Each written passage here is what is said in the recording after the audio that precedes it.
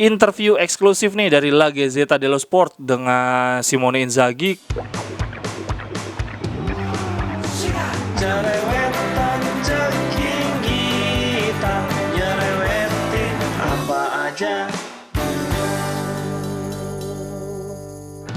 Teman-teman, kalian sedang menyaksikan Cerewetin Inter. Hari ini hari Natal 25 Desember. Gue ucapin selamat hari Natal bagi seluruh tifosi Serie A yang menyaksikan video ini.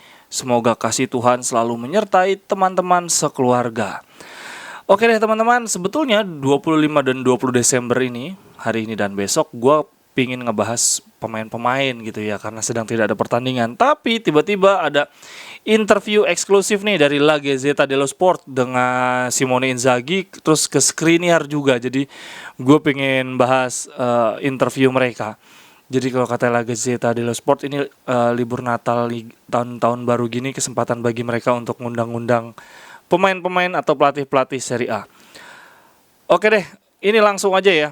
Pertanyaan-pertanyaannya gue translate pertanyaan ke Simone Inzaghi dan jawaban-jawabannya. Dan uniknya ini ada beberapa hal yang bisa kita garis bawahi. Contoh, sebelum bahas La Gazzetta dello Sport, gue baca ini nih, ada bocoran bajunya Inter 2022-2023 nih. Gue tunjukin di gambar. Bagus nggak teman-teman? Klasik ya. Terus lehernya tuh kayak leher sweaternya si Pep Guardiola, mungkin buat nutupin tatonya Shamaka kali ya, striker kita musim depan. Kenapa gue bilang musim depan? Karena Inzaghi menegaskan hal ini di interview. Oke, langsung dari pertanyaan per pertanyaan gue bakal bahas. Inzaghi dapat pertanyaan gini. You gain 11 point over Milan and 14 point over Napoli in just 7 matches. How did you do it? Lo ngebalap 11 poin ke Milan dan 14 poin Napoli dalam hanya 7 pertandingan.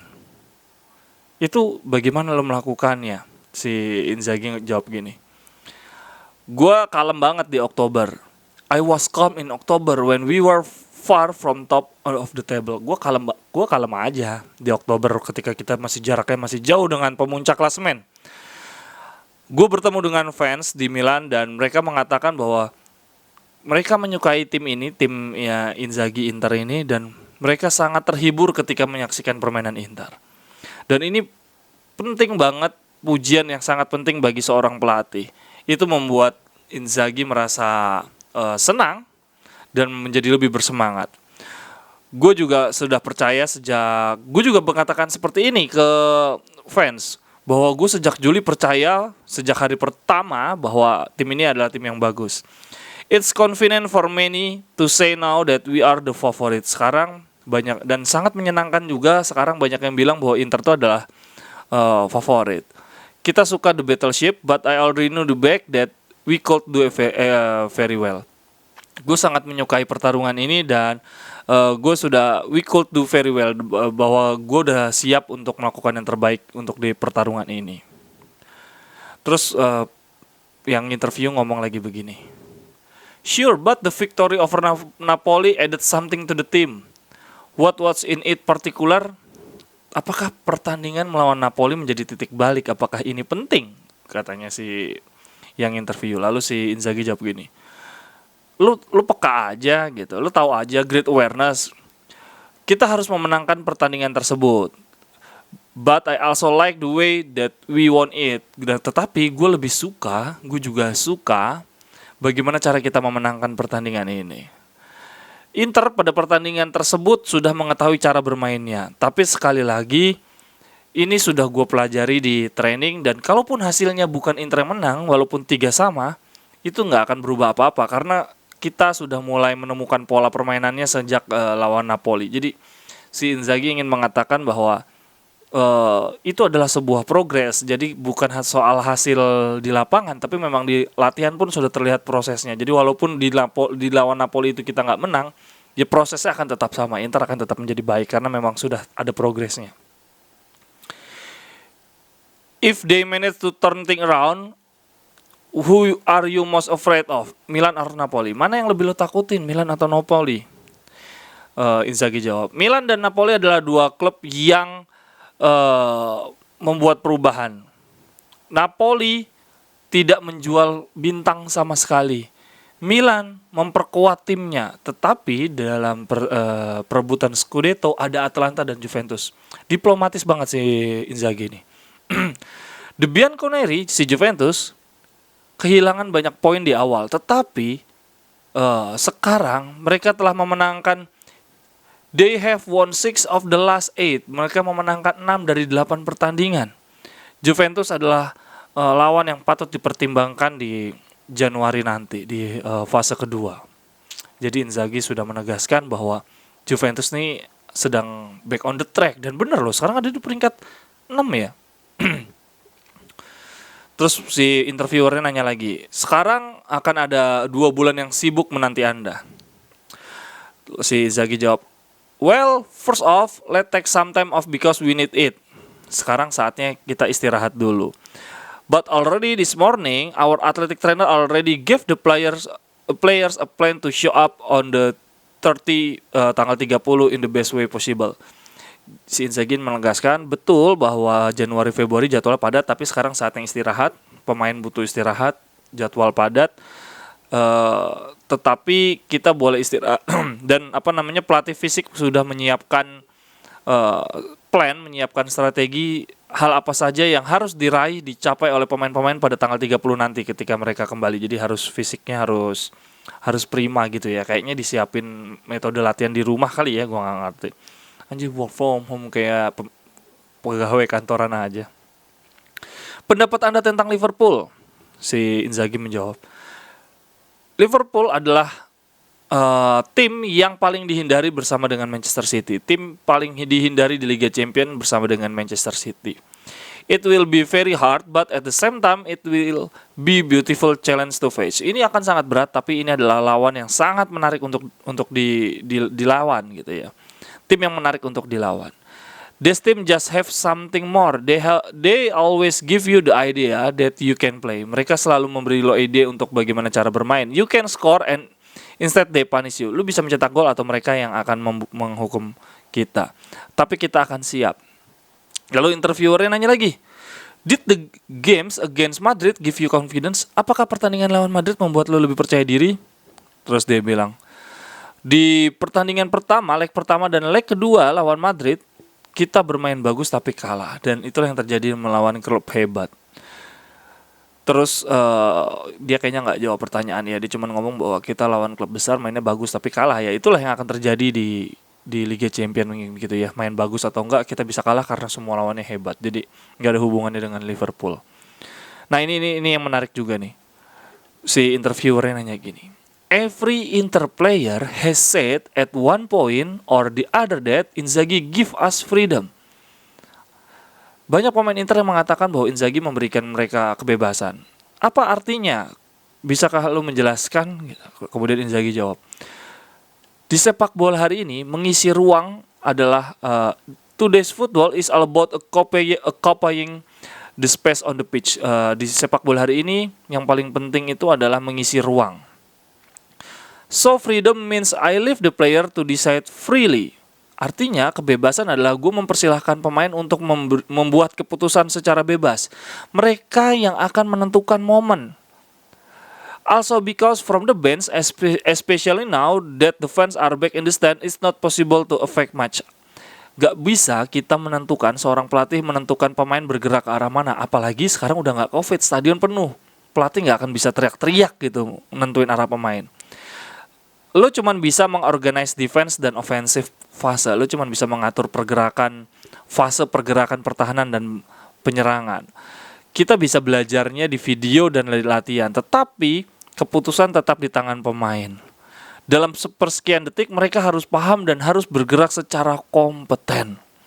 A match of football is set of choice. Pertandingan sepak bola adalah pergerakan yang berdasarkan pemilihan gitu ya. Pemain yang akan menentukan. The best decision are made by the best team. Keputusan yang baik adalah yang akan dibuat oleh tim yang hebat. Jadi kayaknya Inzaghi pengen ngomong bahwa pemain itu bebas bergerak, punya pilihan, tapi pilihannya pergerakannya kemana itu udah ditentuin secara mendalam di latihan. Makanya teman-teman bisa ngeliat tuh Bastoni waktu lawan Torino gila-gilaan ada di depan. Itu benar-benar. Oh ini dibahas nih. But Bastoni was playing so far so far up against Torino. Inzaghi ngomong gini. Jadi kan si interviewernya nanya, Bastoni mainnya naik banget, tinggi banget pas lawan Torino. Inzaghi jawabnya, Torino defender Buongiorno was marking Vidal. We know that it could be an opportunity, so we studied the counter move. Katanya Vidal di marking jauh banget, di marking abis-abisan oleh defendernya Torino. Jadi dia narik Vidal, terus dia naikin si Bastoni buat mancing. Gokil ya. Jadi itu dia, yang dimaksud kebebasan tuh ya tetap ada pilihannya dan itu sudah dipelajari. Terus pertanyaannya, Inter have not conceded a goal in 151 minutes. Inter nggak kebobolan di 551 menit. Sementara di awal-awal musim lo kebobolan banyak. Apa yang lo lakukan? Lalu si Inzaghi menjawab, setelah kekalahan lawan Lazio, kita belajar banyak. Kita belajar bagaimana cara preventing scoring, bagaimana cara preventing itu mencegah kebobolan. Bagaimana keeping the team kompak, bagaimana cara membuat tim lebih kompak. And the players show me great availability in learning that concept. Dan pemain menunjukkan kemampuannya dalam mempelajari konsep. Jadi titik kita bertahannya lebih bagus ternyata pas lawan Lazio. Dan itu diakui sendiri oleh Inzaghi. Pertanyaan selanjutnya, who is the Inter player that surprised you the most at Inter? Siapa pemain yang paling mengejutkan lo di Inter? Dan si Inzaghi menjawab, kalau gue harus menyebut nama, gue akan jawab Ranocchia. Tanpa De Vrij di pertandingan Napoli dan Shakhtar, kita menang. Dan Ranocchia bermain sangat baik. Dan gue juga memuji Gagliardini. Lord Gagliardini dipuji sama Inzaghi. I understand why he had so much playing time with Spalletti and then Conte. Gue melatih Gagliardini dan gue mulai memahami kenapa Gagliardini dapat menit bermain yang cukup banyak di Spalletti dan Conte. When I look at my bench, I can choose with my eyes closed. Keren banget bahasa Inzaghi. Gue ngeliat benchnya Inter, gue bisa memilih dengan mata tertutup. Dia memuji semua pemain bench kita tuh bagus-bagus. Apakah lo akan memainkan peran yang sama ketika kalau Lukaku masih di Inter? Si Inzaghi jawab gini. Gue melatih Lukaku beberapa pekan. Dia pemain yang bagus, tapi dia pergi di luar perkiraan gue. Kita semua berpikir bahwa Hakimi yang akan pergi. Cuma Hakimi yang pergi. Tetapi setiap pemain punya karakteristiknya tersendiri dan Lukaku pergi. Lukaku punya kebebasan untuk memilih. Kemudian gue ngomong ke Marotta dan Ausilio. Gue ngomong bahwa gue pengen Dzeko. Kemudian mereka menjawab, mereka tuh si Marotta dan Ausilio. We have want to bring him here for a long time. Kita pun menunggu sejak lama untuk mendatangkan Dzeko. Dzeko adalah tipikal penyerang yang membantu tim bermain baik. Itu kayaknya kata kuncinya. Kenapa Dzeko? Makanya Dzeko ya udah tua 35 tahun masih mundur jemput bola. Jadi memang tipikal Dzeko bukan cuma nyetak gol tapi membantu tim bermain lebih baik. Nah, ini teman-teman yang mau gue sampaikan. Ini yang paling penting di interview Inzaghi. Now the transfer window open. What do you expect? Sekarang transfer window dibuka. Apa yang lo harapkan? Gue bacain dulu ya keseluruhannya nih. We will have to think about it carefully. We must always think about improving. Kita harus memikirkan ini secara hati-hati dan kita pasti ingin memperbaiki tim. Last summer, our first objective was secure the future of the club, and now we have to try to see what we can do. Di awal musim, yang kita pikirkan adalah bagaimana mempertahankan masa depan klub, artinya nggak ngelepas banyak pemain besar. Dan sekarang kita sedang mencoba apa yang bisa kita lakukan nih untuk sebaik-baiknya karena semua sudah bertahan. All the teams are reinforcing. Seluruh tim memperbaiki tim. My priority would be keeping everyone. Prioritas utama Inzaghi adalah mempertahankan semua orang. Nah ini, we will see with Satriano, but I would like to keep the others for striker. Gue akan berpikir apa yang terbaik bagi Satriano karena dia striker kelima. Tetapi gue akan senang untuk mempertahankan striker kita semuanya. Kayaknya kita gak jadi beli striker lagi deh. Emang bener katanya Marotta dan Ausilio deh, bahwa Scamacca itu untuk musim depan. Kayaknya kita tetap akan bertahan dengan Dzeko, Lautaro, Correa, dan Sanchez. Sanchez ini mainnya lagi bagus. Semoga dia nggak cedera-cederaan, dan Korea juga sih, aduh nyebelin banget sih Korea tuh cederaan mulu, masih muda juga. Kemudian dia ngomong lagi gini, then we need to understand the midfield and the wing to see if we can improve. Itu dia teman-teman. Kemudian kita membutuhkan untuk memperhatikan pemain tengah, gelandang dan striker. Gelandang dan wingback. Then we need to understand the midfield and the wing to see if we can improve. Kemudian kita harus mempelajari kita harus memahami apa yang bisa kita lakukan untuk gelandang dan wingback kita.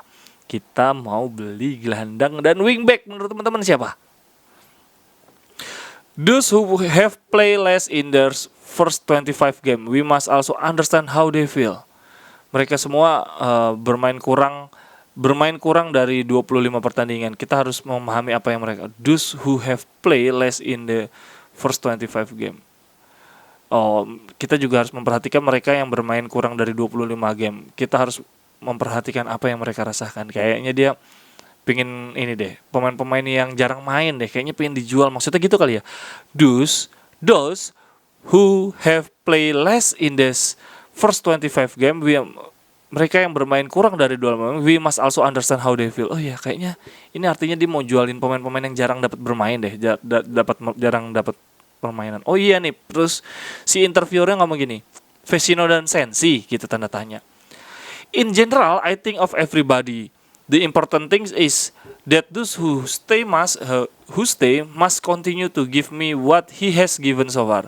Also that he is convinced to stay. Jadi ketika si interviewer yang nanya, maksud lo Vecino sama Sensi yang mainnya kurang dari 25 pertandingan? Lalu Inzaghi jawabnya, secara umum gue ngomong tentang semua pemain, dan penting bahwa pemain yang mau bertahan dia harus ngasih yang terbaik. Dan dia memang ingin bertahan, jadi bukan karena keberatan.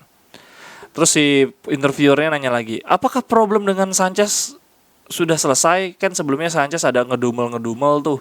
Terus sekarang kok lo ingin pertahankan Sanchez, malah pengen ngebelinya tuh pemain tengah dan wingback? Si Inzaghi jawab, in the last month, it was pleasure to coach him and see him play. I did talk to him. Dalam beberapa bulan terakhir, gue sangat bangga bisa melatih Alexis Sanchez dan gue udah ngomong ke dia. He only needed to stay healthy. Yang dia perlukan tuh cuman sehat selalu. I'm lucky to have these 4 strikers and I want to keep them all. Jadi Inzaghi kayaknya ngejelasin ke Sanchez bukannya dia kalah bersaing, tapi emang dia pingin Sanchez sehat. Ayolah Sanchez, lu ngerti lah bahwa lu nggak dimainin tuh bukan karena lu jelek, emang lu bagus banget, tapi emang lu biar sehat, udah lah lu bertahan yuk. Lalu pertanyaan selanjutnya, apakah lu suka Nandes? Lalu Inzaghi nanya, ini permainan dia adalah pemain yang sangat menarik, sangat serba bisa, dia dapat melakukan yang terbaik, tapi gue nggak membicarakan pemain dari klub lain. Kemudian ditanya lagi, how did you win the dressing room in your first few months? Bagaimana lu bisa memenangkan hati pemain-pemain lu di ruang ganti dalam waktu yang sangat cepat? Lalu Inzaghi menjawab, gue punya banyak pemain hebat, pemain juara di klub ini. Mereka memenangkan semuanya. Mungkin maksudnya Vidal, Kolarov, Zeko, Sanchez gitu kali ya. I try to communicate to win them a lot. Gue berusaha ngomong sama mereka. Gue berusaha sesering mungkin ngomong sama mereka. Gue ingin relate dengan pemain-pemain gue, dan di sepak bola sekarang penting untuk memotivasi. Dan motivation make the difference. Dan ternyata yang membuat perbedaan adalah motivasi. Jadi kayaknya Inzaghi itu pendekatannya ke pemain-pemain senior deh. Tolong describe hubungan lo dengan Steven Zhang, Presiden Zhang. Terus Inzaghi menjawab, gue bertukar teks, chat gitu kali ya, SMS setiap pekan. Dia rutin bertanya ke gue apa yang gue butuhkan. Kita punya hubungan yang baik. Lalu interviewernya lanjut lagi, maaf ya teman-teman kalau bosen. Let's talk about the individuals. Calhanoglu has never looked this good. Ayo sekarang kita ngomong tentang individual. Calhanoglu nggak pernah bermain sebagus ini. Lalu si Inzaghi jawab, I think his role is Mezzala. Oh ternyata Mezzala bukan box to box. Gue pikir posisi utamanya dia adalah Mezzala. Itu adalah posisi yang paling cocok untuk dia. Hakan so much substance and quality, and he now manage to combine them. Dia sangat berkualitas dan dia tahu bagaimana cara memanagenya. Dan gue memastikan apakah dia Luis Alberto-nya Inter saat ini? Iya, betul. Jadi Inzaghi menegaskan bahwa Hakan Calhanoglu adalah Luis Alberto-nya Inter. They have many things in common, and to tell the truth, someone like Eriksen would have done very well in my way of playing. Dan dia ngomong lagi Inzaghi bahwa sebetulnya Eriksen bisa juga cocok juga main di gaya permainannya dia. Lalu si komentator jawab, tapi kan Luis Alberto sekarang lebih banyak di bench, gimana? Lalu si Inzaghi jawab, let's just say that he was very little with me, but I find it hard to comment on something that I don't know firsthand. Gitu. Jadi dia ngomongin nanti si Luis Alberto bakal sering di bench gitu, kalau sekarang juga sering di bench, kalau lu main di Inter juga bakal banyak di bench. Terus dia ngomong, kalaupun dia ada di bench, gue nggak akan ngomongin sesuatu yang bukan bukan di klubnya, dia nggak akan ngomongin pemain yang bukan dari Inter. Dia nggak mau ngomongin situasinya Luis Alberto sekarang. Kok malah jadi kelabakan gue. Jadi ketika ditanya Luis Alberto sekarang mainnya dikit loh, lebih sering di bench, si Inzaghi jawab, gue nggak mau ngomongin pemain yang bukan di Inter. Terus ditanya lagi, is there anyone in Europe better than Brozovic in that role? Apakah ada pemain yang lebih hebat dari Brozovic di role-nya sekarang? Inzaghi jawab, yang paling utama, Brozo harus segera tanda tangan kontrak. Barella udah ngomong, katanya si Inzaghi. Barella udah ngomong, Brozo itu mencintai Inter, mencintai lingkungannya, dan sekarang cuma sedang negosiasi aja. Itu hal yang wajar, fase negosiasi. Apakah Perisic akan tanda tangan juga? Inzaghi menjawab, gue berharap segera. Gue tahu banget bahwa dia seorang champion. Dia bisa bermain di second striker dan right winger tanpa ada permasalahan. Dia bermain serba bisa. Kemudian selanjutnya lagi yang ditanya lagi, siapa pelatih yang paling banyak mempengaruhi lo? Si Inzaghi menjawab, BP Materazzi. Gue gak tahu BP Materazzi itu siapa. Terus dia bilang, BP Materazzi mengajarkan gue sejak gue debut, kemudian gue bisa mencetak gol, diberikan kesempatan.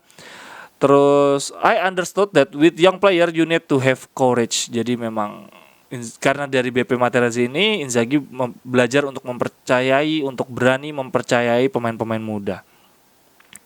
Ketika lo mempercayai pemain muda, permasalahan selanjutnya adalah pemain-pemain senior. Mereka akan merasa waktunya menjadi hilang. Dan ketika gue melatih Lazio, ada 15-20 pemain muda Lazio yang debut. Wih, gile. Hebat ya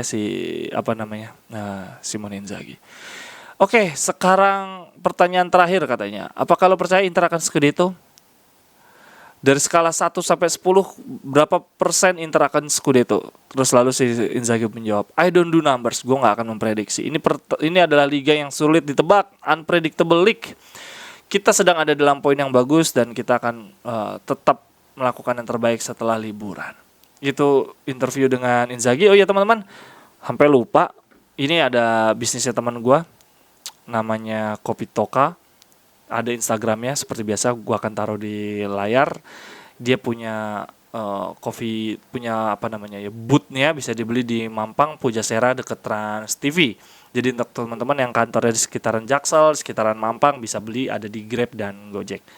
Ini green tea-nya, yang ini kopinya. Kemarin gue minum pas lagi nonton live di pertandingan Inter lawan Torino. Oh iya, nanti sore ada pertandingan, nanti malam ya ada pertandingan AFF Indonesia lawan Singapura leg kedua. Gue akan cerewetin live. Yuk teman-teman gabung, kita ngobrol rame-rame, kita ngocehin rame-rame sambil nonton di layar masing-masing. Sehat selalu untuk teman-teman semua. Mohon maaf kalau bahasa tadi nyebutnya belepotan, karena gue bener-bener gak gue rangkum dulu. Tadi gue baca bener-bener langsung gue translate. Sampai ketemu di cerewetan-cerewetan berikutnya. Selanjutnya adalah interview Skriniar, gue upload besok. Bye-bye, thank you. Cerewetan